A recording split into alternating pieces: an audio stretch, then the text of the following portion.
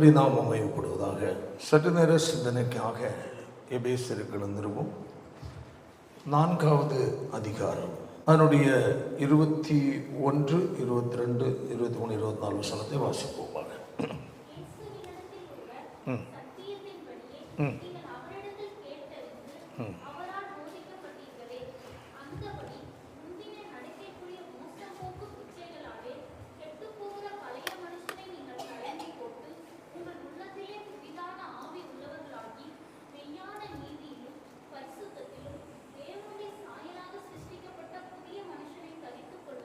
Praise the Lord.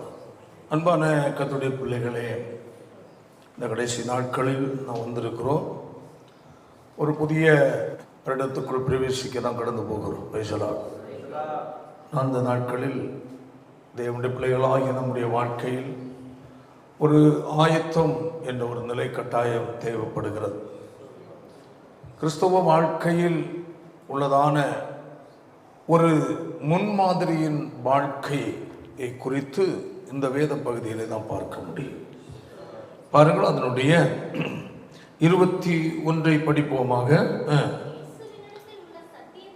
இயேசுவினிடத்தில் உள்ள சத்தியத்தின்படியே நீங்கள் அவரிடத்தில் கேட்டறிந்து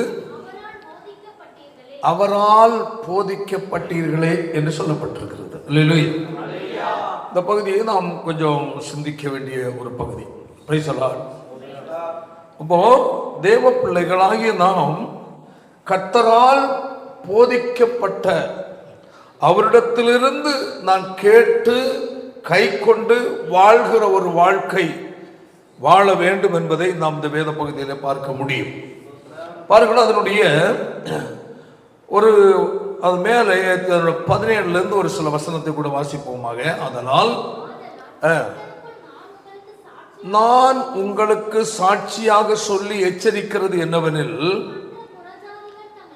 மற்ற புறஜாதிகள் தங்கள் வீணான சிந்தனையிலே நடக்கிறது போல நீங்கள் இனி நடவாமல் இருங்கள் என்று சொல்லுகிறார். அல்லேலூயா. ஏன்னா ஒரு நாள் நாம் அந்த நிலையில் என்ன செய்தவர்கள் இருந்தவர்கள், அப்படிப்பட்ட ஒரு வாழ்க்கை நாம் வாழ்ந்தவர்கள். அல்லேலூயா. ஆனால் கீழே அடுத்த வசனம், அந்த நாட்களில் நாம் முன்னை வாழ்ந்த அந்த ஜனங்களுடைய காரியங்களை குறித்து அங்க வேதத்தில் சொல்லப்பட்டிருக்கிறது. அவர்கள் புத்தியில் எப்படிப்பட்டவங்க? அந்தகாரப்பட்டு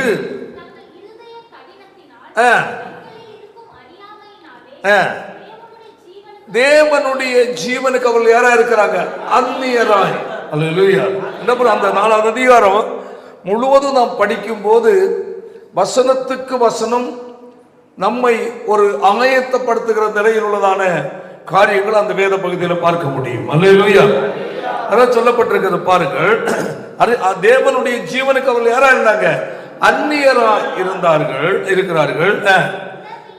உணர்வில்லாதவர்களாய் சகல அசுத்தங்களையும் ஆவலோடே நடப்பிக்கும்படி அந்த பழைய வாழ்க்கை அவர்கள் வாழ்கிற வாழ்க்கையில் நாமும் இருந்தோம். அடுத்த பாயிண்ட், நீங்களோ என்று ஆரம்பிக்கிறார். அல்லேலூயா. ஆனால் நீங்களோ ஆண்டவரால் தெரிந்து கொள்ளப்பட்ட தேவ பிள்ளைகளோ, நீங்களோ இவ்விதமாய் கிறிஸ்துவை என்ன செய்யவில்லை? கற்றுக்கொள்ளவில்லை. ஆமென். அப்ப நாம் அவரால் போதிக்கப்பட்டு, அடுத்த வசனம் இயேசுவிடத்தில் உள்ள சத்தியத்தின் படியே நீங்கள் அவரிடத்தில் கேட்டறிந்து அவரால் என்ன செய்யப்பட்டிருக்கிறீங்க? போதிக்கப்பட்டிருக்கிறீர்களே. அப்போ அதில் நாம் பார்க்கும்போது, நீங்களோ இவ்விதமாய் கிறிஸ்துவை என்ன செய்யவில்லை? கற்றுக்கொள்ளவில்லை. அவரிடத்தில் நாம் கற்றுக்கொள்வதற்கு மேல நாம் வாசித்த நிலையில் உள்ளதொன்று அவரிடத்தில் இல்லை. ஏனென்றால் நம்மில் கிறிஸ்துவின் தன்மை வெளிப்பட வேண்டும். கிறிஸ்துவின் சுபாவங்கள் நம்ம என்ன செய்ய வேண்டும்? வெளிப்பட வேண்டும். அல்லேலூயா. முன்னே நாம் அந்த நிலையில் இருந்தவர்கள் தான். அல்லேலூயா. அந்த அந்தகாரம் தான் நிறைந்ததான ஒரு மனநிலை உள்ளவர்கள், புத்தியில் அந்தகாரம், அதான் சொல்லப்பட்டிருக்கிறது. ஒரு தெளிவற்ற மனநிலை, நீதியும் அநீதியும் புரிந்து வாழ்கிற வாழ்க்கை இல்லை, தெரியாது. அல்லேலூயா. எது தவறு எது சரி என்று யோசித்து வாழ அறியாத, வாழ விரும்பாத அந்த ஒரு விருப்பம் இல்லை. இரண்டு அந்தகாரப்பட்ட ஒரு மனநிலை. ஆமென், அல்லேலூயா. எவ்வளவும் இதுதாங்க நியாயம், இதுதாங்க சரி சொல்லுவாங்க. அதெல்லாம் இப்ப யாரு சார் பார்க்கிறது? அல்லேலூயா. இப்போ ஒரு டிபார்ட்மெண்ட்ல, போலீஸ் டிபார்ட்மெண்ட்ல ஏதாவது ஒரு காரியத்துக்காக போறாங்கன்னா, என்ன நீ எனக்கே பாடம் நடத்துதியா என்ன கேட்பாங்க. நான் பல பார்த்துருக்கிறேன். சட்டத்தில் எல்லாம் பேசுறதுன்னா வேலைக்கு ஆகாது, கொடுக்க கொடுத்துட்டு போ. உள்ளதான காரியங்கள், இந்த சட்டம் ஒழுங்கு ஒழுக்கம் அது இதெல்லாம் பேசாத. ஏதாவது என்ன செய்ய வேண்டியது, கொடுக்க வேண்டியதை சார்கிட்ட கொடுத்துட்டு போ, அவ்வளோதான். அப்போ சார் அதுக்குன்னே பையன் வச்சு நிற்கிறாங்க. அப்போ மனிதனுடைய மனநிலை அப்படி. ஏனென்றால் அது தவறு, அது சாபமானது. அது டிபார்ட்மெண்ட் மட்டுமல்ல, வேற எந்த ஒரு அலுவலகமா இருந்தாலும் அல்லேலூயா, எல்லாமே எங்கதான் நிக்கி, கைக்கூலியில நிக்கி. நீதிக்கு மாறானது, அநீதியானது, தேவன் துக்கப்படுவது, தேவன் கடிந்து கொள்வதற்கு ஏதுவான ஒரு வாழ்க்கை. அல்லேலூயா. நீங்கள் இவ்விதமாய் கிறிஸ்துவை என்ன செய்யவில்லை, கற்றுக்கொள்ளவில்லை என்று சொல்லி நடத்த சொன்னோம். இயேசுவிடத்தில் உள்ள சத்தியத்தின்படியே நீங்கள் அவரிடத்தில் கேட்டறிந்து அவரால் போதிக்கப்பட்டிருக்கிறீங்க. அல்லேலூயா சொல்லுவோமா? அப்ப நாம் கர்த்தரால், கர்த்தர் போதிப்பதை கை கொண்டு வாழ்கிற கூட்டம். அல்லேலூயா. அதுல பாருங்க, கீழே என்ன சொல்லப்படாது, அந்தபடியே முந்தின நடிக்கைக்குரிய மூச்சம் போக்கு இச்சைகளாலே கெட்டு போற பழைய மனுஷனை நீங்கள் களைந்து, மோசம் போக்குகிற பழைய மனுஷன், பழைய சுபாவம் உள்ள மனுஷன், அல்லேலூயா, பொல்லாத குணம் உள்ள ஒரு மனுஷன், அநீதியான மனநிலை உள்ள ஒரு மனுஷன், அல்லேலூயா, பொய்க்கு அடிமையாக இருந்த மனுஷன், அல்லேலூயா, ஒழுங்கற்ற நீயா கிறிஸ்தவன், நீயா கிறிஸ்தவன் என்று சொல்லுகிற நிலையில் உள்ளதான ஒரு தூசிக்கத்தக்க நிலை, கர்த்தருடைய நாமம் தூசிக்கப்படத்தக்க நிலையில் வாழ்ந்தவர்கள். அல்லேலூயா. அந்த பழைய மனுஷன் என்ன செய்யணுமா, களைந்துடணும், முற்றிலும் விட்டுறணும்னு சொல்றாரு. அல்லேலூயா. சொல்லும், உங்கள் உள்ளத்துல எப்படியா, புதிதான ஆவி. என்ன ஆவி? புதிய ஆவி. அல்லேலூயா. அப்ப முன்ன நம்ம எப்படி இந்த புத்தியில் எப்படிப்பட்டவங்க, தான் அந்தகாரப்பட்டவர்கள், இருளின் ஆதிக்கத்துக்கு உட்பட்டிருந்தோம். ஒளியின் காரியங்கள், தேவனுடைய உண்மையான பரிசுத்த சுபாவங்கள், செயல்கள் என்ன என்பது முற்றிலும் நமக்கு மறைக்கப்பட்டிருந்தது.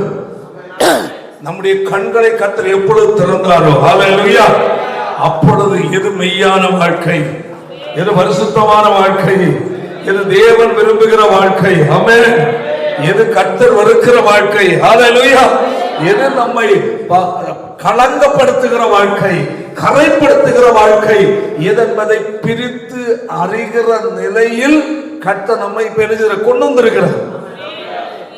ஆமென். அதான் சொல்லப்பட்ட உள்ளத்துல எப்படியா, புதிதான ஆவி உள்ளவர்களாய், ஒரு தெளிவுள்ள ஒரு மனநிலை. ஆமென். பழையது போல குறுக்க மறுக்க சிந்திக்க முடியாது, பழைய போல குறுக்க மறுக்க வாழ முடியாது, பழைய போல குறுக்க மறுக்க பேச முடியாது. அல்லேலூயா. எல்லாவற்றிலும் ஒரு தெளிவடைந்த ஒரு வாழ்க்கை. அதான் சொல்லிட்டு அடுத்த வசனம், மெய்யான நீதி. அப்போ இதற்கு முன் நம்ம என்ன இல்ல, நீதி எது அநீதி என்று யோசிக்காம நடந்தோம். அல்லேலூயா. நம்ம நினைக்கிறதா நீதி, என்னது? ஆமா, நம்ம செய்யறதா சரி, நம்ம பேசுறதா சரி, போய் பேசுறான் சரி, திருநான் சரி, மற்றவர்கள் தீங்கிழைக்க பேசுறான் சரி, நம்ம பேசுறதா சரி என்று கணக்கில் இருந்தோம். இப்போ புதிதான ஆவி நமக்குள் வந்ததுனால், அல்லேலூயா, கர்த்தரால் போதிக்கப்படுகிறபடியினால், அல்லேலூயா, மெய்யான நீதியில் நடக்கும் பாதை என்பதை கர்த்தர் நமக்கு காட்டுகிறார். பரிசுத்த ஆவியானவர் தான் சொல்லப்பட்ட சகல சத்தியத்துக்குள்ளும் நம்ம என்ன செய்யறோம், நடத்துகிறவர். அப்ப நம்மை நடத்துகிற ஆண்டவர், சீரற்ற வழியில் நம்மை அவர் ஒருபோதும் நடத்த மாட்டார். ஆமென். எப்படிப்பட்ட பாதையில? மெய்யான நீதியில் நம்ம நடத்துகிறவர், பரலோகத்தின் தேவன் விரும்புகிறதான நிலையில் நம்மை நடத்துகிறவரா பரிசுத்த ஆவியானவர். சொல்லு, மெய்யான நீதியிலும் பரிசுத்தத்திலும். பாருங்க எவ்வளவு அழகான ஒரு வார்த்தை. தேவனுடைய சாயலாக சிருஷ்டிக்கப்பட்ட புதிய மனுஷன் என்ன செய்யுங்கள்? தரித்துக் கொள்ளுங்கள்.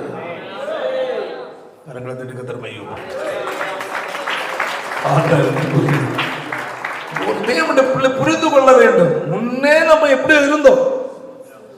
புத்தியில் அந்தகாரப்பட்டவர்களாய், ஒரு தாறுமாறான சிந்தை உள்ளவர்களாய், ஒழுங்கீனமான சுபாவம் உள்ளவர்களாய், பாவத்தை குறித்து அதிகமாக சிந்தித்து தவறான வழிகளுக்கு நேராய் தீவிரித்து போகிற செயல்பாடுகள், சுபாவங்கள், சிந்தைகள் உள்ளவர்கள் வாழ்ந்தோம். ஆனா இப்பொழுதோ மெய்யான நீதியிலும் பரிசுத்தத்திலும் சாயலாய் சிருஷ்டிக்கப்பட்ட புதிய மனுஷன் செய்யுங்கள், தரித்துக் கொள்ளுங்கள். அப்ப நம்ம மற்றவர்கள் ஒரு புதியதை பார்க்கணும்.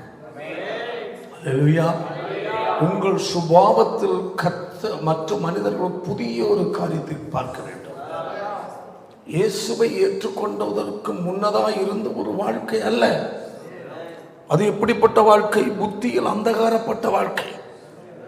இறுதி கண்ணத்தில் தங்களுடைய இருதயத்தில் அறியாமையான தேவனுடைய ஜீவனுக்கு எப்படிப்படுவது? அந்நியராய், தேவனுடைய பரிசுத்தத்துக்கு அறிவில்லாதவர்களாய். அல்லேலூயா. நீதிக்கு மாறான ஒரு வாழ்க்கை வாழ்ந்து கொண்டிருந்தோம். அல்லேலூயா. ஆண்டவராய் இயேசுவை ஏற்றுக்கொண்டு ஞானஸ்நானம் எடுத்த போது ஆமென், புதிதான ஆவி பெற்றவர்கள். அந்த ஆவியானுடைய வேலை என்ன? மெய்யான நீதியில் நம்மை வழிநடத்துகிறது. கைகளை தட்டி கருத்து. ஆமென். அதான் சொல்லப்பட்டிருக்கிறது, உங்கள் உள்ளத்தில் புதிதான ஆவி உள்ளவர்களாய். நம்மை நடத்துகிறவர், நம்மை உணர்த்துகிறவர், நம்மை போதிக்கிறவர். ஆமென். நம்மை ஆவியில ஏறி நம்மை நடத்துகிறவர். ஆமென். எது சரி, எது தவறு, எது பேசக்கூடாது, எது பேசலாம், பேசுறது எது தவறு என்று அறிகிற ஒரு உணர்வு உண்டு. அறியாமையில பேசலாம், அறியாமையில சிந்திக்கலாம், அறியாமையில நடக்கலாம். அல்லேலூயா. ஆனால் அங்கு பரிசுத்த ஆவியானவர் அல்லேலூயா சொல்லுவோம், நம்முடைய ஆவியோடு உணர்த்துவார். அவனை மகளை, நீ பேசுனது தவறு, நீ செய்தது தவறு, நீ பழகிற ஃப்ரெண்ட்ஷிப் தவறு, அல்லேலூயா, செய்கிற காரியங்கள் தவறு, இது எனக்குரியதல்ல, இது என் வழி அல்ல, என் செயல் அல்ல, என் நடக்கை அல்ல, என் பேச்சல்ல.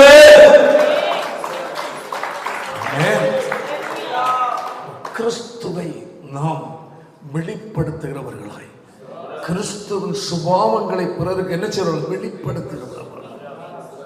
பாருங்க, பழைய ஏற்பாட்டு காலத்துல அநேகரை குறித்து பல சாட்சிகளை நாம் பார்க்க முடியும். அல்லேலூயா. அதுல என்னுடைய சிந்தனை வந்து சாமுவேல் தீர்க்கதரிசியை குறித்து. சாமுவேல் தீர்க்கதரிசியை குறித்து பார்க்கும்போது 1 சாமுவேல் அவனுடைய 2வது அதிகாரத்தில் அவனுடைய 26ஆம் வசனத்தை வாசிங்கள் பார்க்கலாம்.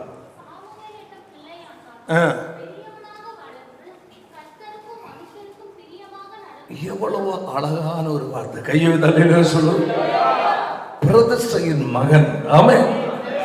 அல்லேலூயா.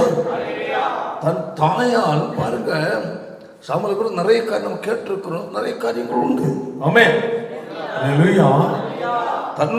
அந்த தாய் தன்னுடைய மகனை பெற்று கருத்தரிப்பதற்கு முன்னதாகவே, அல்லேலூயா, நான் அவனை கர்த்தருக்கென்று வளர்ப்பேன், கர்த்தருக்கென்று ஒப்பு கொடுப்பேன் சொல்லி தீர்மானம் எடுக்கிறேன். ஏன்? ஏலியின் பிள்ளைகள் தாறுமாறாய் வாழ்கிறார்கள்.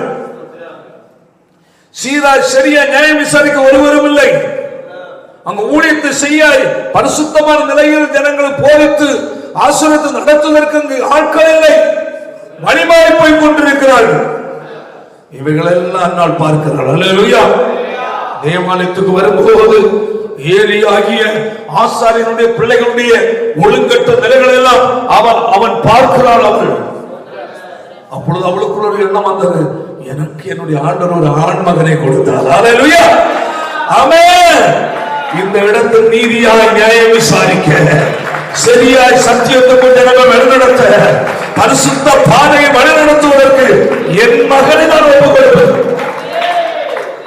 எவ்வளவு ஆச்சரியமான காரியம் ஐயா. ஆமென். யாராவது குழந்தை கிடைச்சா ஐயோ தங்கம் பொண்ணு கண்ணு மூக்கு இடம் கொண்டு நடப்பாங்க. ஏன் சர்ச்சைக்கு வரல? குழந்தை கலாட்டா பண்ணும். குழந்தை அங்கங்க என்ன செய்யும்? ஓடும். பாஸ்டர் சொல்லுவார், ஒரு ஊழியக்காரன் என்றால் ஒரு தேவ பிள்ளைகளுடைய நலனுக்காக மட்டுமே தான் பிரயாசப்படுவார். அல்லேலூயா. அப்ப நலனுக்காக போதிக்கும் போது நல் வழியில் நடப்பதற்காக எச்சரிப்பு கொடுத்து நடக்கவில்லை, அது வழிமாறி போகும்போது கடிந்து கொள்ளவும் செய்வான். ஆமென். அதனால் வருகிற விளைவை அவன் நினைச்சு கட்டாயம் சொல்லுவதற்காக ஊழியக்காரன். அல்லேலூயா. கண் சாடையா இருக்கிறவன் யாரும் அல்ல, ஊழியத்துக்கு தகுதி உள்ளவன் அல்ல. செய்யறதை செய்யட்டுன்னு கண்டுகிட நமக்கு என்ன திருந்தி வரட்டும் அப்படி விட முடியாதுல்ல. அல்லேலூயா. அப்போ ஒவ்வொரு காரியங்களை சிந்திக்கும் போது தேவ பிள்ளைகளுடைய வாழ்க்கை,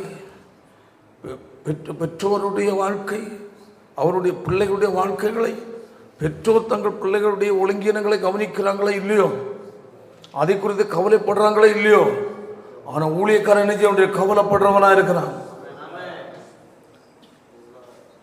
ஒரு ஒழுங்கினோர் தவறு என்றால் முதலாவது யாருக்கு கெட்ட பேர்? நம்ம ஆண்டவருக்கு கெட்ட பேர். அடுத்த எதுக்கு? சபைக்கு கெட்ட பேர், ஊழியக்காரனுக்கு கெட்ட பேர். ஓ தேவக்குள்ள புரிந்து கொள்ளணும். போய் மக்களுடைய பார்வை ஏன்னா அந்தகார இருளில் இருந்தவர்கள் இன்று ஒளியின் பிள்ளைகளாய் மாற்றப்பட்டிருக்கிறோம். இயேசு உலகத்துக்கு யாரு? ஒளி. அந்த ஒளி நம்ம மூலமாய் உலகத்திற்கு வெளிச்சமாய் என்ன செய்யணும்? பிரதிபலிக்கணும். மக்கள் அதுதான் பார்க்கிறாங்க. ஹல்லேலூயா. அவர் உலகத்திற்கே ஒளியாகிய நீதியின் சூரியன். ஆமென். அவரை அப்படியே நாம் ஏற்றுக்கொண்டதாம். ஹல்லேலூயா. நம் மூலமாய் அவருடைய வெளிச்சம் ஜனங்கள் மத்தியில் வீச வேண்டும். நம் மூலமாய் வெளிச்சம் வீசாம நம் மூலமாய் அந்தகாரம் வீசினா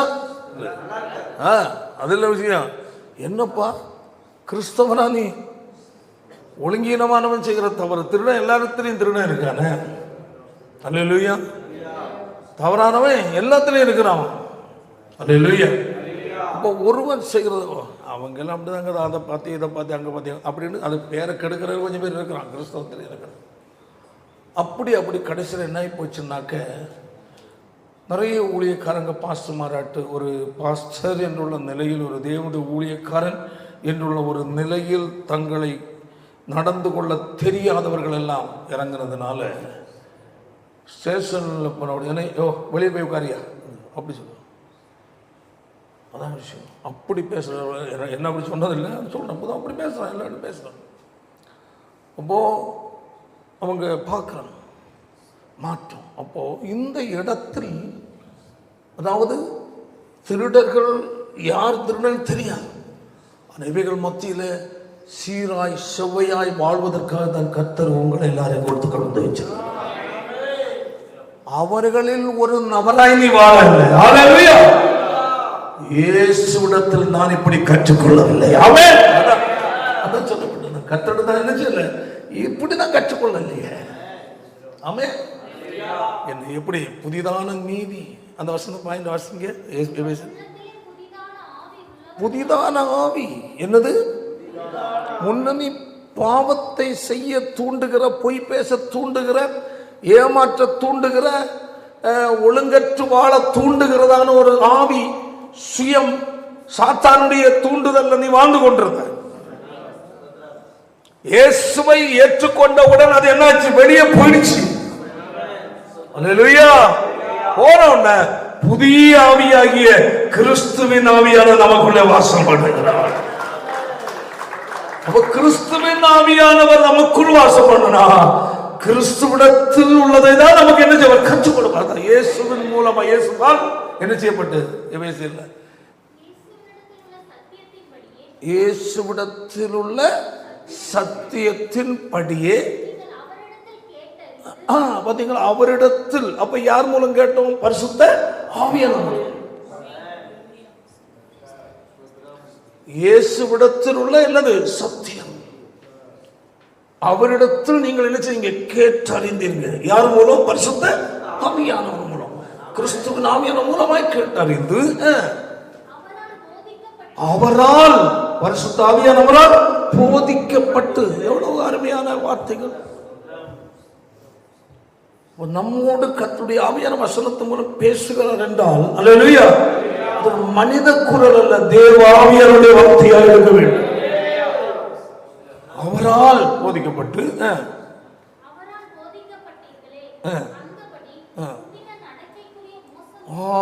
பழைய நடக்க. அதாவது ஒரு தேவனுடைய பிள்ளை புரிந்து கொள்ளணும், இயேசுவை ஏற்றுக்கொள்வதற்கு முன்னதாக நீ வாழ்ந்த வாழ்க்கை உனக்குள் இருக்கா?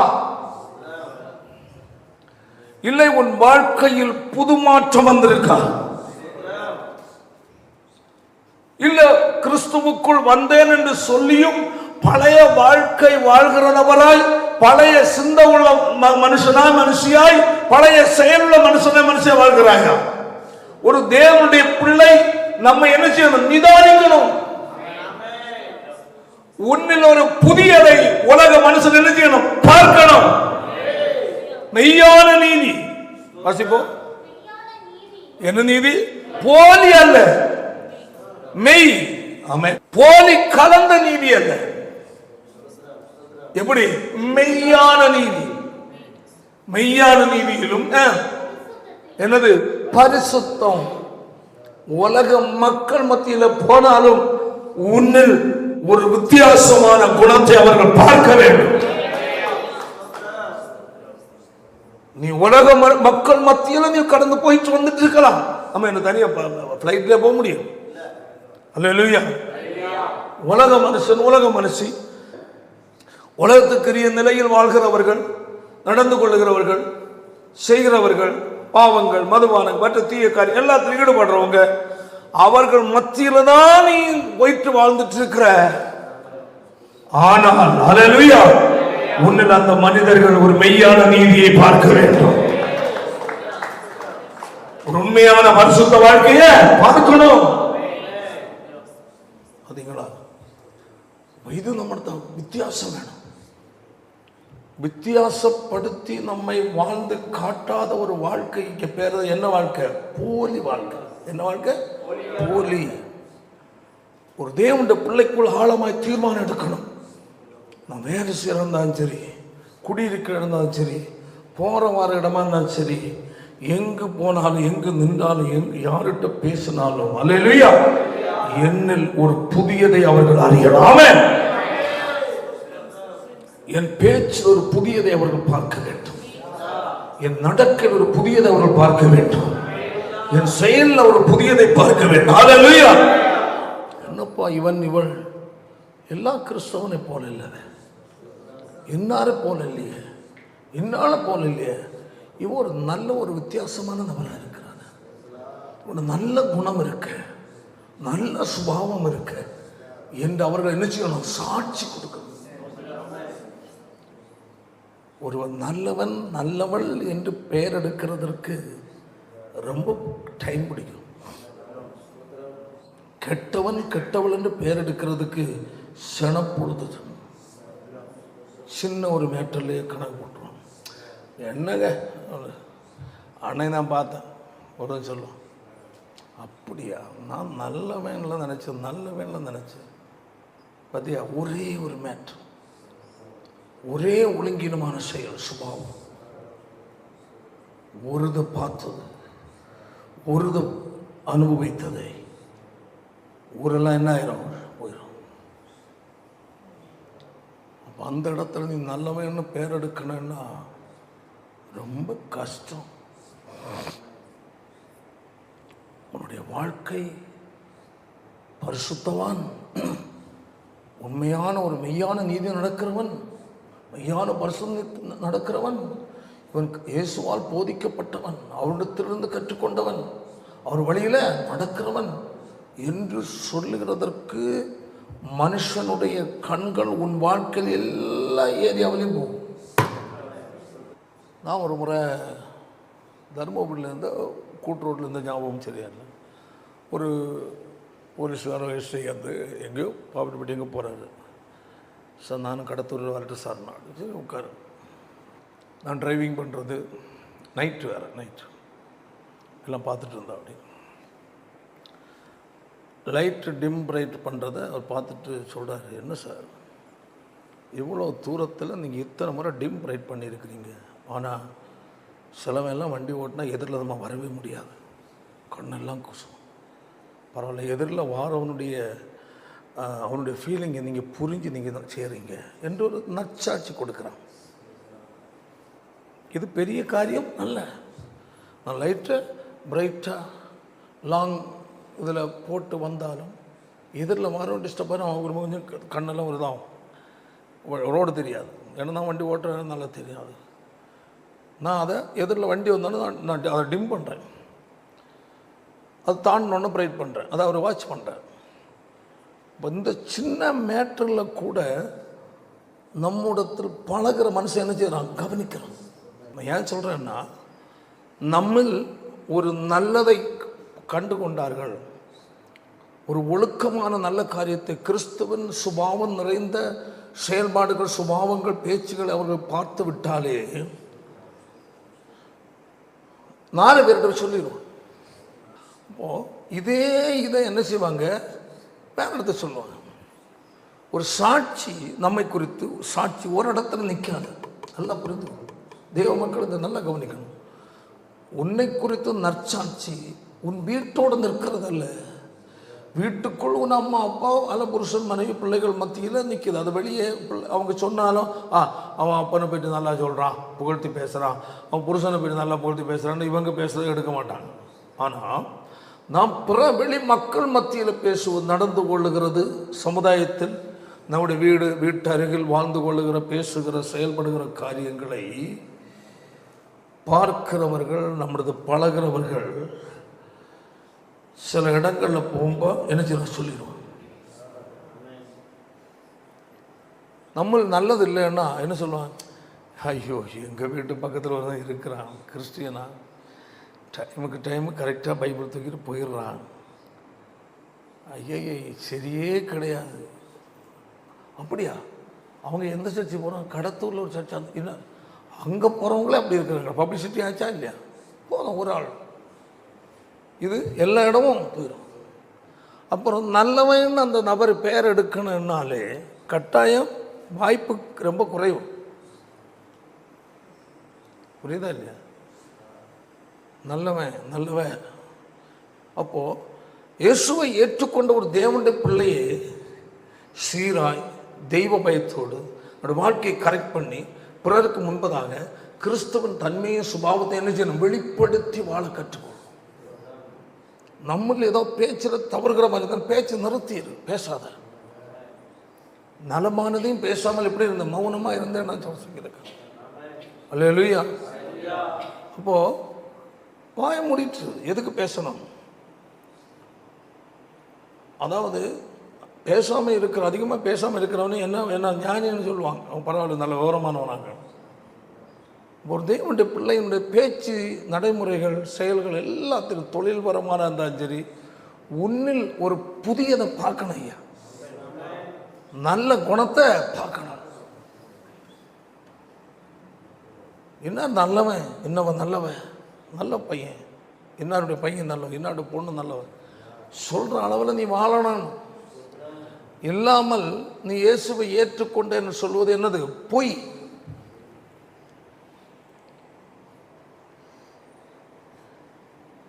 ஆனால் தேவனுடைய பிள்ளைகள் அதான் சொல்லப்பட்டது. அல்ல எங்கே பாருங்க, சாமுவேலை குறித்து, சாமுவேல் என்று பிள்ளையாண்டானோ பெரியவனாக வளர்ந்து கர்த்தருக்கும் மனுஷனும் பிரியமாக நடந்து கொண்டான். அப்போ கர்த்தருக்கு பிரியமாக நடக்கிறான். அவனு சொல்றான், எனக்கு வாழ்க்கை ஆண்டவர் தெரியும், ஆண்டவர் இருதயத்தை பார்க்குறாரு, நான் ரொம்ப நல்லா தான் இருக்கிறேன், நீ ஏதோ சொல்லிட்டு போ, அப்படி சொல்ல முடியுமா? அவன் கர்த்தருக்கு மட்டுமல்ல மனுஷனுக்கு. அப்ப அவனுடைய வாழ்க்கையை பார்க்கிறவர்கள் என் மகன் ஆண்டவர் சொல்றாரு. அல்லேலூயா. மனிதனும் தேவனுடைய பிள்ளைகள் சொல்றாங்க. யோபுவை குறித்து 3 சாட்சி. 1 தேவன், 2 மனிதன், 3 சாத்தான். ஒரு தேவனுடைய பிள்ளையின் வாழ்க்கையில் இருக்கிற ஒழுங்கீனமான குணங்களை என்ன செய்துக்க? கிளியர் பண்ணு, தேடி கண்டுபிடிச்சு விடு. பேச்சில் ஒன்று வாயை திறந்து இன்னார் அப்பா வாய் திறந்தாலே பச்சை பச்சை போய் என்னது என்னது பச்சை பச்சை போய் அப்படி ஒரு பொய் இருக்கு.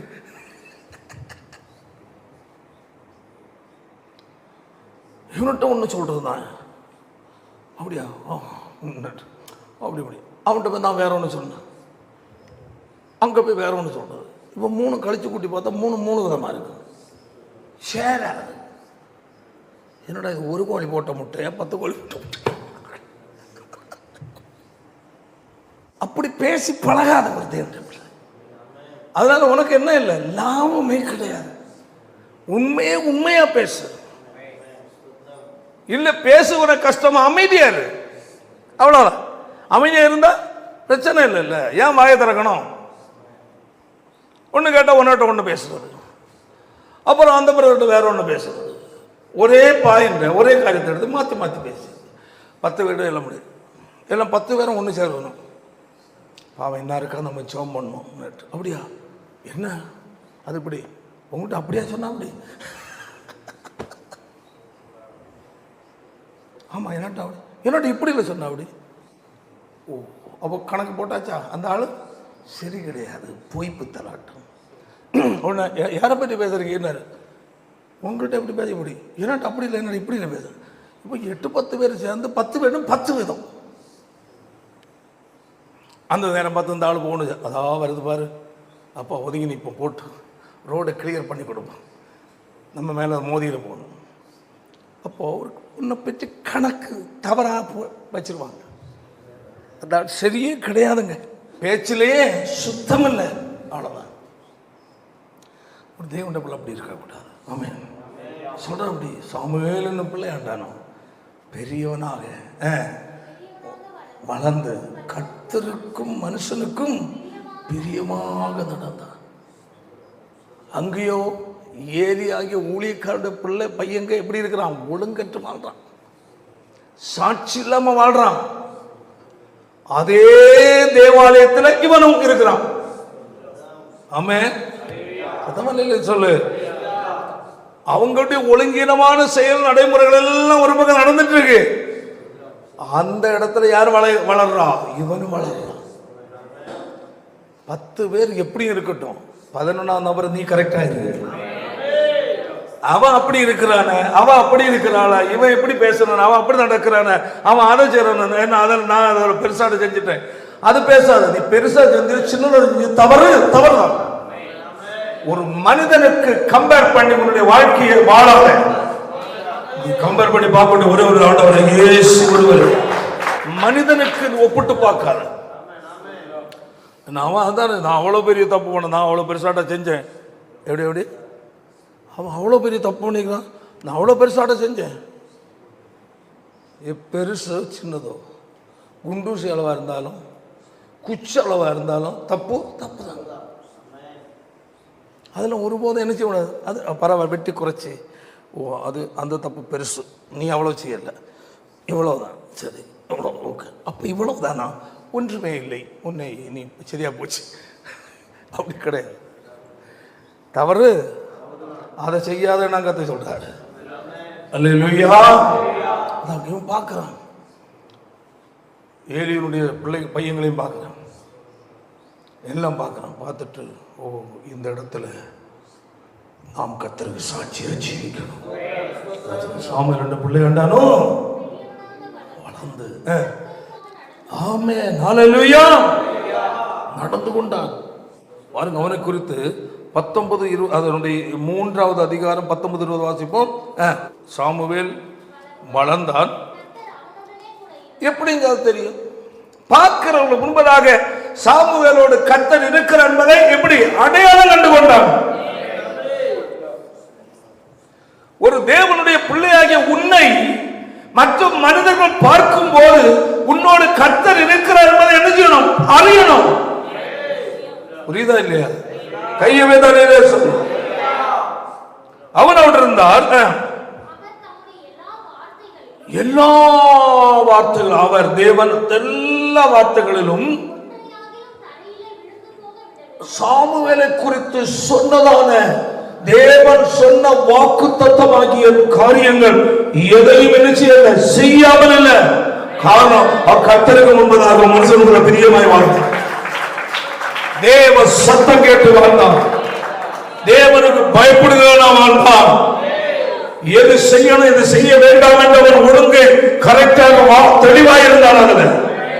மற்றவர்கள் அங்கே வளர்கிறவன் அங்கே மற்ற ஜனங்கள் நடத்துவதற்காக முன்மாதிரியாக இருக்கிறவனிடத்தில் உள்ள எந்த காரியத்தை அவன் கற்றுக்கொள்ளவில்லை. மட்டுமல்ல, தேவ சத்தம் கேட்கிறவனாக காணப்பட்டான். 3வது அதிகாரத்தை படிச்சுக்கணும், நல்லா இருக்கு. கர்த்தர் அவனை அழைத்தார். அல்லேலூயா. சாமுவேலே என்று கூப்பிட்டார் சொல்லப்பட்டார். 3 முறை கூப்பிட்டார். ஆமென், ஆமென். அந்த தேவன் சத்தம் கேட்காத ஏலியுடைய பிள்ளைகளாக இருக்கிறார்கள். ஆமென். ஆனாலும் பிரதிஷ்டை பண்ணப்பட்டு தேவனிடத்தில் பெற்று தேவனுக்காக கொடுக்கப்பட்டதான ஒரு சாமுவேல் தெய்வீக சத்தத்தை கேட்டு வளர்கிறார். தேவனுடைய பிள்ளைகளே, சபையில 1000 பேர் இருக்கட்டும், 1000 பேர் நீ பார்க்காத. ஹல்லேலூயா. உன்னுடைய பார்வை பரலோக தேவன் இருக்கட்டும். ஆமென். அந்த ஏரியா படி தியானிக்கும் போது ரொம்ப ஆச்சரியமா இருந்தது. ஏலியின் பிள்ளைகள், ஊழியக்காரனாகி ஏலி ஆகி ஆசாரியனுடைய பிள்ளைகள் அங்கே இருக்கிறாங்க. அவங்க செய்கிற காரியத்தை எல்லாம் பார்க்கிறேன். அதன் மத்தியில் அந்த அதுல இவனும் அங்க ஒரு அந்த குடும்பத்தில் ஒரு நபரை போல் இருக்கு. ஆமென். அல்லேலூயா. வேதம் சொல்லுகிறது பாருங்க. அந்த ஒரு வசனத்தை வாசிக்காது. 3வது அதிகாரத்துல பிரைஸ் காட் 4ஆம் வசனம் வாசிப்போம். சாமுவேலை கூப்பிட கையை தலையில சொல்லு. ஏலியை கூப்பிடல, ஏலியுடைய பிள்ளைகளை கூப்பிடல. ஹல்லேலூயா. யாரை? சாமுவேலை கூப்பிட்டார். ஆமென். ஐயா, உன்னை கர்த்தருக்கு பிடிச்சு போச்சுன்னா கர்த்தருடைய இருதயத்தை கேட்டபடி நீ வாழ்ந்தேன். ஹல்லேலூயா. உனக்கு அநேக ரகசியங்களை வெளிப்படுத்துவார். உன்னோடு கர்த்தர் பேசாமல் ஒன்றை அவர் செய்யவே மாட்டார். ஆண்டவருடைய இருதயத்தில் இடம் பிடிச்ச ஒரு மனுஷனை வாழ்ந்து பாரு. ஆமென். கட்டாயம் தேவ சத்தம் நீ கேட்பாய். ஆண்டவர் பிரியமாய் வாழ்கிற மனுஷனுடன் தேவன் பேசுவார். கர்த்தருக்கு பயப்படுற மனுஷனுடன் தேவன் பேசுவார். ஹல்லேலூயா. தேசத்தில் நடக்கிறத குறித்து கூட பேசுவார். இங்கு ஏலி குடும்பத்தில் நடக்கும்போது கர்த்தர் பேசினார். ஆமென். இஸ்ரவேல் ஜனங்களுக்கு நடக்கிறத பற்றி பேசினார். கர்த்தருடைய உடன்படிக்கப்பட்ட என்ன ஏற்படும் என்பதை அவர் பேசினார். ஆமென். தேவ ஜனங்கள் மத்தியில் கர்த்தர் என்ன செய்ய போகிறார் என்பதை கர்த்தர் பேசினார். ஒரு சபை கொண்டு இருக்கும் போது 100 பேர் சரி, 500 பேர் சரி, அவருடைய வாழ்க்கை வேறு விதமாக இருக்கிறதா? ஆனாலும் அதன் மத்தியில் நீ தேவ சத்தம் கேட்டு வாழ்கிறவனாய் வாழு. கர்த்தரோடு பேசுகிறவனாய் இரு. ஆமென். இது ஒரு மனுஷனை பார்த்து கற்றுக்கொள்வதல்ல. ஆமென்.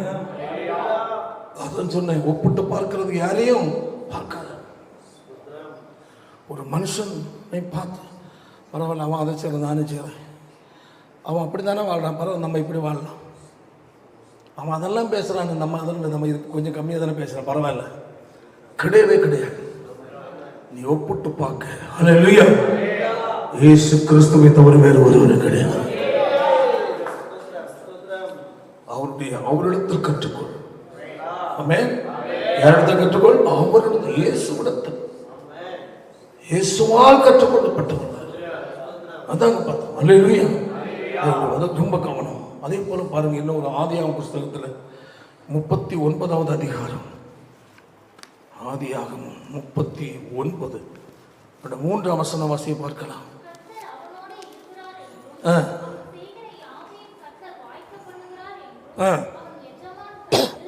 2ஆம் வசனம் சேர்த்து வாசியமா. யோசேப்போடு இருந்தார்.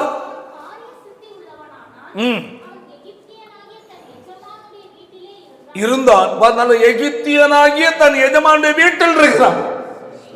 அல்லேலூயா. சாமுவேல் எங்க இருக்கிறான்? ஏலியாகிய ஆசாரியனுடைய வீட்டில் அங்க இருக்கிறான். ஆமென். அவனோட குமாரர் மத்தியில் அவன் இருக்கிறான். ஆனா யோசேப்பு எங்க இருக்கிறான்? எகிப்தியனாகிய தன் எஜமான வீட்டில் இருக்கிறான். எகிப்தியன் யாரு? தேவனு பிரியமானவனா? சொல்லுங்க. அவன் உலகத்துக்கு ஏற்றபடி வாழ்றவன், பேசுறவன், செய்கிறவன். அந்த வீட்டில் அவன் இருக்கிறான். கையை தலையில சொல்லுவான். அப்போ ஒரு எஜமான், ஒரு ராஜாவுக்கு அடுத்த மந்திரியுடைய வீட்டில் அவன் இருக்கும் போது, அல்லேலூயா, மந்திரிக்கு ஏற்றபடி கொஞ்சம் அட்ஜஸ்ட் பண்ணி வாழலாமா இல்லையா? சொல்லுங்க. வாழலாமா இல்லையா? வாழ்ந்தானா? இல்லை. எவ்வளவு ஹை பொசிஷன்ல இருந்தாலும் சரி, எவ்வளவு நல்ல நிலையில் உன்னை கர்த்தர் வைத்தாலும் சரி, ஆமென், அல்லது எவ்வளவு மோசமான ஜனங்கள் மத்தியில் போய் இருந்தாலும் சரி, அல்லேலூயா, உன்னோட கர்த்தர் இருப்பதை ஜனங்கள் பார்க்கணும் ஐயா. அங்க உன்னுடைய வாழ்க்கை வித்தியாசமா இருக்கணும். உன்னை பார்க்கும்போது வாய் விட்டு சொல்லணும். அதை சொல்லப்பட்டிருக்கிறது. எஜமான் வீட்டில் இருந்தால் கர்த்தர் அவனோடு இருக்கிறார் என்று அவன் செய்கிற யாவை கர்த்தர் வாய்க்க பண்ணுகிறார் என்று அவன் எஜமான் கண்டான். கையை தட்டி கர்த்தர் வாய்ப்படுத்து. அல்லேலூயா. எவ்வளவு அருமையான ஒரு கர்த்தருடைய வார்த்தை. எகிப்தியனாகிய எஜமான், அவனுடைய எஜமான் யோசேப்பை பார்க்கிறான். ஆமென், ஆமென். கர்த்தர் அவனோடு இருக்கிறார் என்பதை பார்க்கிறான். அறியும். அல்லேலூயா. யாரோடு கர்த்தர் இருக்கிறாரு? யோசேப்போடு கூட கர்த்தர் இருக்கிறார் என்பதை யாரு? உலகத்தானாகிய எகிப்தியனாகிய அவனுடைய எஜமான் பார்க்கிறான். அப்ப அந்த இடத்துல யோசேப்பு எப்படி வாழ்ந்திருப்பான்? ஒரு நல்ல பொசிஷன்ல, ஏதோ நல்ல ஒரு பெரிய மதிப்புள்ள ஒரு மனுஷனுக்கு வீட்லேயோ ஏதாவது அவங்க ஒரு வேலை தந்தோ அல்லது அவங்க இடத்துலையோ அவங்க கூட நீ நிற்கும்போ பரவாயில்ல, இந்த இடத்துல அவங்க எல்லாம் அப்படி செய்கிறாங்க, நம்மளும் கொஞ்சம் அவங்களுக்கு சப்போர்ட் பண்ணலாம், அல்லது நம்ம இப்படி செய்ய முடியுமா? இனி உண்மையாக மனம் திரும்பி இருந்த எந்த ராஜாவுக்கு அரண்மனையில் போனாலும் உன்னோட கர்த்தர் இருக்கிறவன் நிரூபித்து காட்டுவேன். சாதாரணமான உலக மனிதர்கள் மத்தியிலேயே நீ உன்னுள்ள கேடான புத்தியை காட்டுறியே. உங்க ஊரார் என்ன சொல்லுவாங்க? ஒவ்வொருத்தரையும் பற்றி உங்களை நீங்களே கேளுங்க. யாரும் குறிப்பிட்டு சொல்லல. உங்களை நீங்களே பாருங்க. உங்க ஊரார், உன் குடும்பத்தார், உன் சொந்த பந்துக்கள், நீ குடியிருக்கிற தெருவில் உள்ளவங்க உன்னை பற்றி நல்லா சொல்லுவாங்களா? கொஞ்சம் யோசித்து பாரு. அப்ப நீ என்ன கிறிஸ்தவ வாழ்க்கை வாழ்ற? நீ இயேசுவை ஏற்றுக்கொண்ட பரிசுத்த பெற்றன்னு சொல்றிய, நீ என்ன லெவல்ல நீ இருக்கிற? எப்படிப்பட்ட இயேசு நீ ஏற்றுக்கொண்ட? நீ என்ன கேட்கிற? என்ன கை கொள்ற? கேவலமா பேசலாம். உன்னை முன்ன விட்டு பின்னாடி காரி துப்பல்ல. இதா கிறிஸ்தவ வாழ்க்கை. என் ஆண்டவருக்கு நீ எவ்வளவு அவமானத்தை உண்டு பண்ற? வரணும்னு சபைக்கு வரணும்னு விரும்புற நபர்ல கூட உன் கேவலமான வாழ்க்கை தடுக்கவில்லையா? அவன் போற இடத்துக்கு ஐயோ அவன் யோக்கியதை பார்க்கற இல்லை சொல்றாங்களா இல்லையா? எவ்வளவு பெரிய தப்பு. தேவ ராஜ்யத்துக்கு போற நபர்களுக்கு நீ இடர்தலா இருக்கிறாய். மனம் திரும்பி சபைக்கு வர வேண்டிய நபர்களுக்கு நீ இடர்தலா இருக்கிறாய். கர்த்தர் அப்படிப்பட்ட நபர்களை சும்மா விட மாட்டார், நியாயம் தீர்ப்பார். கர்த்தர் ஒவ்வொரு காரியங்களும் நியாயம் தீர்ப்பார். சாதா மேட்டர் இல்ல. நியாய தீர்ப்பு என்பது சாதாரணமானதல்ல.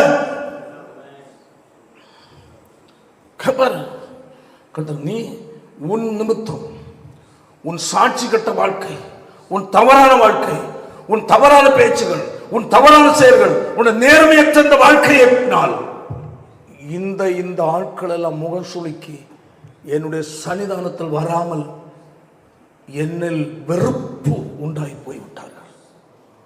உன் நிமித்தம் அவர்கள் என்னை வெறுத்தார்கள். கர்த்தர் சொல்லுவாரா இல்லையா? அப்போ நான் மோட்சத்துக்கு போக முடியுமா? பரலத்துக்கு போக முடியுமா? சொல்லு. போக முடியாது.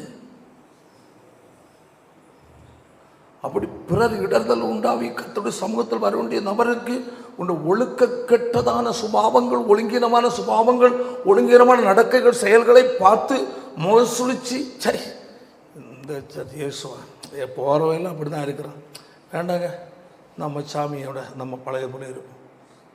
எவ்வளவு தடை பண்ணிட்டேன், எவ்வளவு தடை பண்ணிட்டேன். அப்போ நீ நினைக்கிற கை தட்டும்போது அந்நிய பாஷை பேசும்போது பல்லது போயிடுவேணும் கிடையாது இல்லையா? அவன் நரகத்தில் போகிறவன் ஒரு நாள் 2 நாளா காலா காலமாய் யுகா யுகமாய் நரகத்தில் வேதனைப்பட்டு கொண்டு கிடக்கிறான். இதற்கு காரணம் யாரு? யாரு சொல்லு? கிறிஸ்தவனாகி நீ.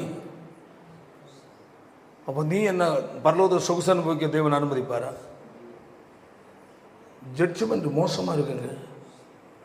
நியாயத்திற்கு பயங்கர கொடூரமா இருக்கும். இருதயத்தின் அந்தரங்கங்கள் நினைவுகளையே கர்த்தர் நியாயம் தீர்ப்பார். வாயின் வார்த்தைகளை கடன் கொடுக்கும். இந்த ரகசியமா செய்தது கூட கர்த்தர் நியாயம் தீர்த்து கொண்டு யோசித்து பாரு. ஒரே வழி ஆண்டோட கதறணுங்க. ஆண்டவர் என்ன மன்னிச்சிடும் அப்படி இல்லைங்க. உள்ளம் உடைஞ்சு கதறணும். ஆண்டவர் அப்பா பெரிய தப்பு பண்ணிட்டப்பா. இந்த நிலையை நான் கேட்ட வசனத்தின்படி நான் வருகையில் வாரது கடினமாக தோன்றியிருப்பேன். ஒரு முறை என்ன மன்னிங்கப்பா, இந்த ஒரு முறை என்ன மன்னிச்சிருக்கப்பா. நான் இப்படி நடக்க மாட்டேன் ஆண்டவரே, நான் அப்படி செய்ய மாட்டேன் ஆண்டவரே, நான் அப்படி பேச மாட்டேன் ஆண்டவரே, ஒரு முறை என்ன மன்னிச்சிருங்க என்று கதற நீ அழுதால் கர்த்தர் மன்னிக்கலாம்.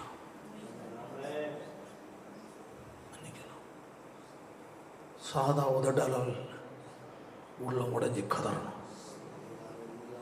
உன் நிமித்தம் ஒரு ஆள் இடம் இருந்தா நீ யோசித்து பாரு. ஒரு 10 வருஷம் இருக்கலாம், 15 வயசு இருக்கலாம், 20-25 வருஷம் இருக்கலாம். உன்னை ஒவ்வொரு நாளும் உன் வாழ்க்கையின் மூலமாய் நீ கிறிஸ்தவன் என்று கேள்விப்பட்ட கிறிஸ்தவ பெயரால் அறியப்பட்டிருக்கிறாயே. கிறிஸ்தவன் என்ற பெயரில் உன்னை கூப்பிடுறாங்களே, அவர்கள் முன்பதாக நீ நடமாடுகிறாய். பலருக்கு நீ சுவிசேஷமும் சொல்லியிருக்கலாம்.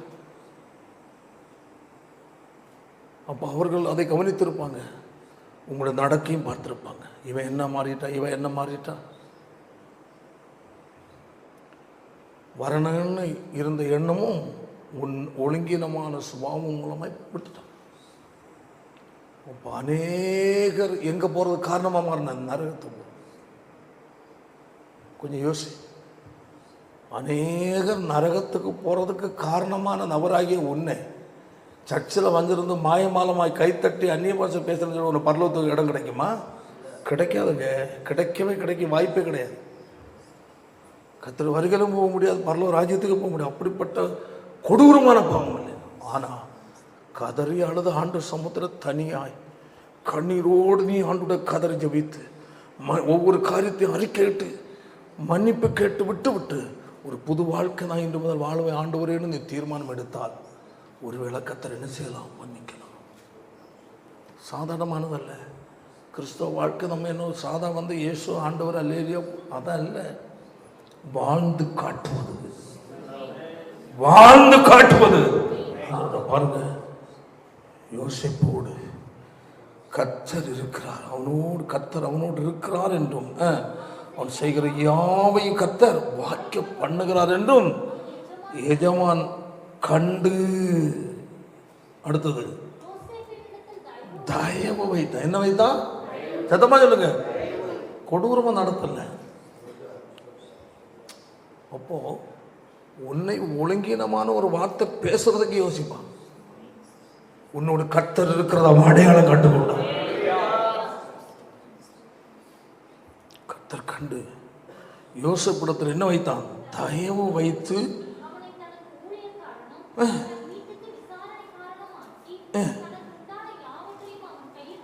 ஆஹா, எவ்வளவு பெரிய காரியம் ஐயா.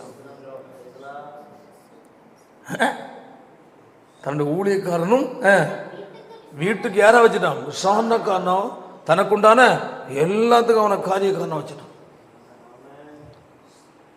இப்போ ஒரு மனுஷன், ஒரு பெரிய மனுஷன் ஒரு நபரை ஒரு வீட்டில் அல்லது ஒரு குறிப்பிட்ட ஒரு இதில் உன்னை நம்பி ஒப்படைக்கணும்னா எவ்வளவு ஏரியாவில் உன்னை கவனிப்பான். பணத்தில் கவனிப்பான், நடைமுறையில் கவனிப்பான். அங்குள்ள நீ ஆணாக இருந்தால் அங்குள்ள பெண்களிடத்தில் எப்படி நடந்து கொள்ள அதை கவனிப்பான். நீ பெண்ணாக இருந்தால் அங்குள்ள ஆண்களிடத்தில் நீ எப்படி பேச நடந்துக்கிறது அதை கவனிப்பான். எல்லாத்திலையும் அவனுக்கு நம்பிக்கை வந்தனால்தான் பொறுப்பும் படைக்கிறான்.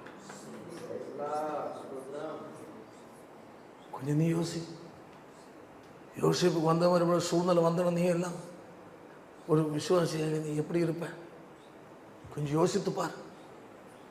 இன்னும் பழைய மனுஷன் என்ன நினைச்சியல்ல, சாவல்ல. மாமிச சுபாவம் உள்ள மனுஷன் சாகல்ல. நீ ஒரு போலி கிறிஸ்தவனா இருக்கிற, உதட்டளவு கிறிஸ்தவன். ஒரு தேவனோட கவனமா இருக்கணும். கர்த்தர் கேட்கிறார். அல்லேலூயா. கைவி தலையிலே சத்தமா சொல்லும் அல்லேலூயா. பாருங்க, தானியேலை குறித்து சொல்றான். 5வது அதிகாரம் தானியேல் 12ஆம் வசனத்தை சீக்கிரம் வாசிப்போமாக. அறிவும் புத்தியும் விசேஷ தாமியும் உண்டென்று காணப்பட்டது. ஆமென். பாருங்க, அடுத்த 6வது அதிகாரம் 3ஆம் வசனம் வாசிக்க பார்ப்போம்.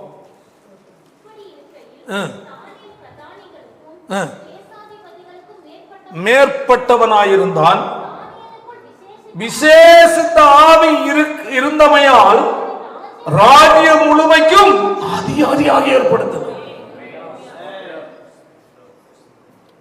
ஐயா, அந்த அறிவு விவேகம் மட்டுமல்ல, அவனுக்குள்ள என்ன ஆவி, விசேஷித்த ஆவி இருக்கிற ராஜா கண்டான். அப்போ இவர்கள் எல்லாரும் சாட்சி பெற்றிருக்குன்னா நீ எவ்வளவு கவனமா இருக்கணும். இவ்வளவு மகிமையான ஆண்டவரையாக்க நீங்களும் தானே ஏற்றுக்கொண்டிருக்கிறோம். இவ்வளவு உன்னதமான கர்த்தரையாக்க நீங்களும் தானே ஆராதிக்கிறோம். இப்படிப்பட்ட மகத்துவம் நிறைந்த தேவனையாக்க நம்ம பேசணும். நம்ம எவ்வளவு கவனமா இருக்கணும். ஆமென். அல்லேலூயா. ஆண்டவரை இயேசுவை குறித்து சொல்லும் போது பாருங்க, லூக்கா எழுதின சுவிசேஷத்துல 2வது அதிகாரம் அதனுடைய 52ஆம் வசனம் வாசிக்க பார்க்கலாம். பாருங்க, இயேசுவானவர் ஞானத்திலும்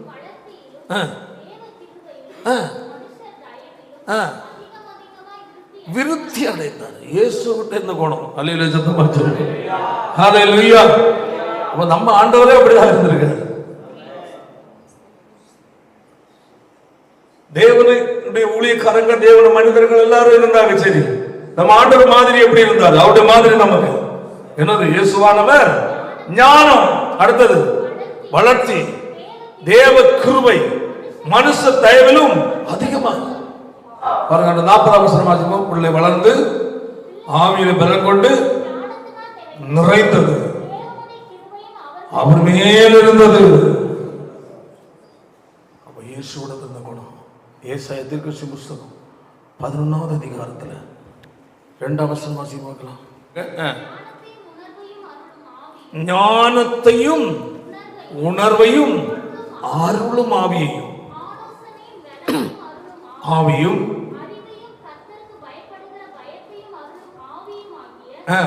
கர்த்தருடைய ஆவியானவர் அவர் மேல் இருந்தார். அல்லேலூயா. அருளும் ஆவி. கையை விட சொல்லும். இந்த ஆவியானவர் ஒரு நபருக்குள்ளே ஆளுகை செய்யும் போது, அல்லேலூயா, இந்த தன்மை அவருக்குள் கடந்து வரும். இயேசுவோட பிறந்த குணம். ஆமென். கையை தண்ணீர் சத்தமா சொல்லுங்க அல்லேலூயா. இதே ஆவியானவர் கொலோசியர் 1வது அதிகாரத்துல அதனுடைய 8 வாசிப்போம். அன்பையும் ஆவிக்குள்ளான உங்கள் அன்பையும் அவர் எங்களுக்கு தெரியப்படுத்தினார். நாள் முதல் ஜெபம் பண்ணுகிறோம், எல்லா ஞானத்தோடும். ஆஹா, ஆவிக்குரிய. அப்போ ஆவிக்குரிய இதுல என்ன இருக்கான்? ஒரு விவேகம் இருக்கான். அப்போ நமக்குள் வாசமா இருக்கிற பரிசுத்த ஆவியானவர் ஞானம் மட்டுமல்ல, சகல விவேகம். எப்படி இந்த இடத்தில் என்ன செய்யணும், எப்படி நடந்து கொள்ளணும், எப்படி பேசணும், இது சரியா? ஒரு தேவனுடைய பிள்ளை கர்த்தருடைய நாமம் தூசிக்கப்படுகிற அளவு எந்த காரணத்தினாலேயும் வாழக்கூடாது. ஆமென். அல்லேலூயா. ஒரு இடத்துல பலகதான் சொல்லப்படும், ஆவிக்குரிய, அதாவது நீங்கள் எல்லா ஞானம், அடுத்தது ஆவிக்குரிய விவேகத்தோடும் அறிவினாலே நிரப்பப்படவும் நற்கிரியர்களாகிய கனிகளை தந்து தேவனை அறிகிற அறிவில் விருத்தி அடைந்து, அல்லேலூயா, கர்த்தருக்கு பிரியம் உண்டாக அவருக்கு பாத்திரராக நடந்து கொள்ளவும் என்று சொல்றார். அப்போ இந்த நிருபங்களிலும் எல்லாம் இருக்கிற கர்த்தருடைய வார்த்தைகளாக பேசிட்டு இருக்க. அப்ப இந்த நிலையில் கர்த்தருடைய வசனங்கள் நமக்கு இருக்கும்போது இதற்கு மாறா வாழுகிறதான வாழ்க்கையை நீ என்ன செய்யணும்? விடணும். சிந்தித்து அதை என்ன செய்யணும்? வெறுத்து விடணும். விட்டு உன்னில் என்ன பண்ணணும்? ஆண்டவரே, இதோ கேட்ட இந்த வசனங்களின்படி இதோ வாழ்ந்த அந்த பரிசுத்தவான்களுடைய வாழ்க்கையை போலவும் உம்முடைய குணங்களை போலவும் என்னிடத்தில் இல்லையே. என்னிடத்தில் ஏராளமான குறைகளும் தவறுகளும் என்னிடத்தில் இருக்கிறது. இன்ன குணம் உமக்குரியதல்ல, இன்னென்ன பேச்சு, இன்னென்ன செயல், இன்னென்ன நடக்க எல்லாம் உமக்கு பிரியம் இல்லாதது. நான் என்னை இப்போதான் ஒப்பு கொடுக்கிறேன். என்னுடைய பேச்சின் நடக்கை மூலமா எத்தனையோ பேர் முகம் சுழிச்சிருக்கிறாங்கப்பா. வெக்கமில்லாம நான் பல காரியம் பேச, பல காரியம் செஞ்சிரு, பலரை ஏமாத்தி துக்கப்படுத்தியிருக்கு. என்னை தயவு செய்து மன்னிச்சிருக்கப்பா. கடைந்த நாளில் நான் உங்களுக்கு அனுப்பி விட்டுருந்தேன், நினைக்க நீங்களும் பார்த்துருப்பீங்க. ஸ்ரீலங்காவில் இருந்த ஒரு மனுஷன் ஒரு வீட்டில், அவங்க நெருக்கமான ஃப்ரெண்ட்ஷிப்பாக நெருக்கமான வீட்டில் இருக்கும்போது 50 ஆண்டுகள் முன்னாடி சிறு பருவத்தில் அந்த வீட்டில் இருந்து 37 ரூபா 50 காசு திருடினார். அவர்கிட்ட பைசா இல்லை, திருடி எங்கே விட்டார்? பாக்கெட்டில் போட்டு அவர் போயிட்டு செலவு பண்ணிட்டார். 50 வருஷம் கழிச்சு, குறிப்பிட்ட ஆண்டுகள் கழிச்சு இயேசுவை ஏற்றுக்கொண்டார். இயேசுவை ஏற்றுக்கொண்டு வேதத்தை படித்தார், பிரசங்கத்தை கேட்டார். இவருக்கு என்ன உண்டாகி கொஞ்சம் குற்றம் உணர்வு. அவருக்கு நிறைய பேர்கிட்ட ஏமாத்தினது, பொய் பேசினது, திருடினது எல்லாம் கொடுத்துட்டார். திருப்பி கொடுத்துட்டார். திருடின பைசா, ஏமாத்தினது, பொய் பேசி மறைச்சி எடுத்தது எல்லாம் திருப்பி கொடுத்துட்டார். ஆனால் ஸ்ரீலங்காவில் இருக்கு. இவர் இந்தியா வந்துட்டார். இந்தியாவில் எங்கே? மதுரை பக்கம் எங்கேன்னு சொன்னான்.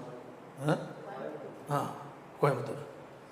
இங்கே தான். ஐயோ, நான் இந்த ஸ்ரீலங்காவில் 50 ஆண்டுகளுக்கு முன்னே என் சின்ன பருவத்தில் நான் 30 ஆமாம் திருடனே, அதை எப்படியாவது கொடுக்கணுமே என்று சொல்லி எப்படியோ நீங்கள் ஃபோன் நம்பர் வாங்கி ஃபோன் பண்ண சொல்லி அப்படியாக்கும் இன்னொரு பேசுகிறேன். இத்தனை வருஷங்கள் முன்பதாய் நான் 37 ரூபா 50 பைசா திருடினேன். நான் அதை உங்களுக்கு திருப்பி கொடுக்குறது நான் வரேன். எத்தனை லட்சமா? 3 லட்சம் திரும்ப. எத்தனை லட்சம்? முடியுமா? நீ ஏமாத்துறது, பொய் சொல்லி எடுத்தது, திருடினது, யாருக்கும் தெரியாமல் எடுத்து பாக்கெட்டில் போட்டதெல்லாம் எவ்வளோ உனக்கிட்ட இருக்கு.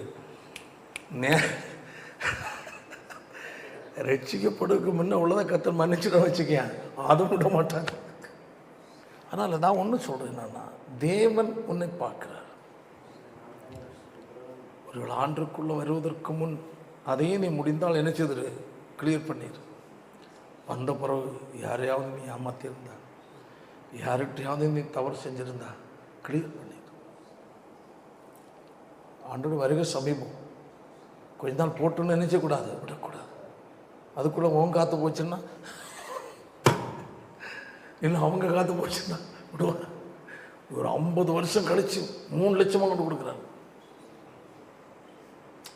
அதனால் நமக்கு ஒரு வேளை அப்படி 3 லட்சம் 5 லட்சம் கொடுக்க முடியும், அவ்வளோ பணக்காரங்க இல்லை. ஆனால் வாங்கின பைசையாவது திரும்பி கொண்டு கொடுக்குறேன். கொடுத்த ஆண்டோடத்துல போய் அவள்கிட்ட போய் நான் அப்படியே அவங்ககிட்ட என்ன டைமில் எவ்வளோ வாங்கினேங்க கொடுக்க முடிய சூழ்நிலை அப்படியே வேணால் மறந்துட்டேன். சரி இப்போ என்ன ஞாபகம் வந்து தாங்க இந்த ஆண்டோடைய பிள்ளை இப்படி சொல்லணும், நான் ஏசப்பா ஏற்றுக்கொண்டிருக்கிறேன் உங்களுக்கு. இப்படி ஒரு 5 பேர்கிட்ட 2 பேர்கிட்ட செஞ்சுட்டேன்னு வச்சுங்க, ஒரு சாட்சியை வந்துடும். அதனால் நாம் உலக மனுஷனை போல வாழ முடியாது. எது இருந்தாலும் தேவனிடத்தில் ஒப்பு கொடு. எல்லாம் நம்ம ஜெபம் பண்ண எல்லாம் முழங்கல் பண்ணிடும். கர்த்தருடைய பிள்ளை மற்றவருடைய பார்வைக்கு கிறிஸ்துவின் குணத்தை நீ வெளிப்படுத்தணும். கிறிஸ்துவின் சுபாவம் உன் மூலமாய் போகணும். சின்ன குழந்தையா இருக்கலாம், பொய் பேசியிருக்கலாம், ஏதாவது பொய் சொல்லி ஏதாவது எடுத்துருக்கலாம் பைசா. நீ சொல்லலாம் அப்போ பைசா தானே பாக்கெட்டில் எடுத்துருக்கலாம். வீட்டில் இருந்த பைசா தானே திருடுன, அப்போ கல்லாப்பட்டி இருந்தானே திருடுன என்ன நினச்சிருக்கலாம். ஆண்டுட்டு மன்னிப்பு கேளு. உன் அப்பனா இருந்தால் அப்போ அம்மையாக இருந்தால் அம்மையிட்ட போய் மன்னிப்பு கேளு, நான் இப்படி திருடி போட்டேன். சின்ன குழந்தையா இருந்தாலும் சரி மதிப்பார். கர்த்தர் சமுதிரம் ஒப்பு கொடு. ஆண்டவரே என்னை தருகிறப்பா. Glory Jesus. Amen. வேண்டாத பலவீனங்கள் ஆண்டவா முன்வைக்கிறே. வேண்டாத பலவீனங்கள் ஆண்டவா முன்வைக்கிறே. மீண்டும்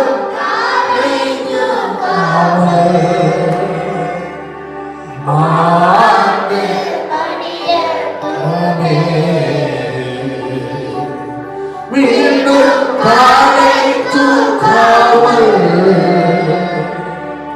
மாண்டு மடியட்டோமே. காணிக்கையா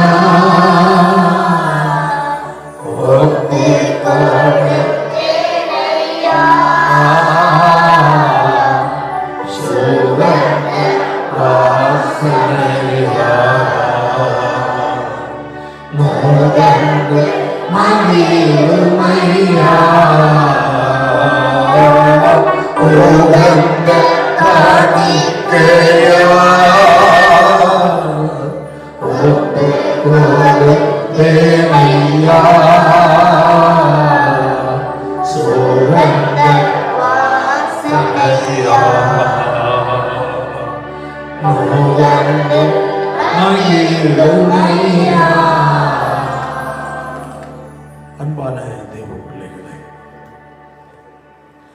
கேட்ட வசனங்களுக்கு முன்பதாக உங்களை நிறுத்தி பாருங்கள்.